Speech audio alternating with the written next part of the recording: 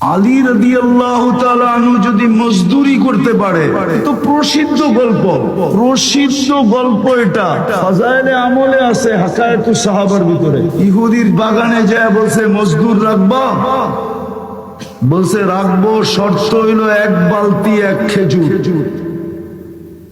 এক বালতি পানি উঠায় দিবা কুয়ার থেকে, তোমাকে একটা খেজুর দিব।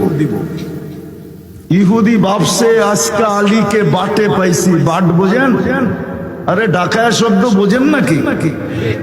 আজকে তোমাকে বাটে পাইছি, খাটায় আমার মুখ। কিন্তু ওর কি জানা ছিল সামনে কি ঘটতে চলছে? তো বলছে তুই খেজুর গণ, আমি বালতি গুনি। আধা ঘন্টা উঠানোর পরে জিজ্ঞাসা করছে বালতি কয়টা হইল, খেজুর কয়টা হইল রে? মালা কাফাইয়া, আমার 2 হাত বেড়া গেছে। কয় নিয়ে আয়। তো নিয়ে আসছে, দেখে হাত 2 হাত বেড়া গেছে। তো নিয়া বলতেছে হাদা ইয়াকফি লি আলি রাসূলিল্লাহ ইয়াউম, আল্লাহর রসুলের পরিবারের জন্য আজকে এতটুকুই যথেষ্ট। ইহুদি জিজ্ঞাসা করছে অর্থ? আর পানি উঠাবো না।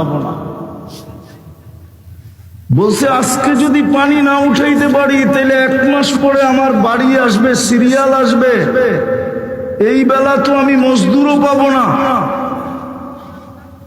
ভাবছিলাম তোকে ফাঁসাবো, এখন দেখি উল্টা তুমি আমারে ফাঁসায় দিতেছ। বলছে তুমি তো দিন ঠিকা নেও নাই আমাকে, তুমি বলছো 1 বালতি 1 খেজুর, আমি ওই হিসাবে যত খেজুর দরকার অত বালতি উঠাইছি।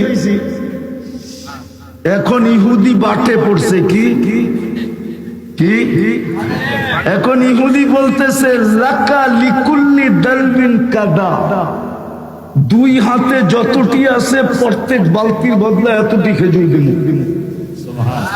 আলী রাদিয়াল্লাহু তাআলা আনহু উল্টা বলতেছে লাউ আতাইতানি লিকুল্লি দালবিন দালবা, যদি প্রত্যেক বালতির বদলায় প্রত্যেক বালতি 1 বালতি খেজুর দেশ, তারপরও বালতি হাতে উঠবে না। মুসলমান প্রয়োজনের বেশি খাটে না।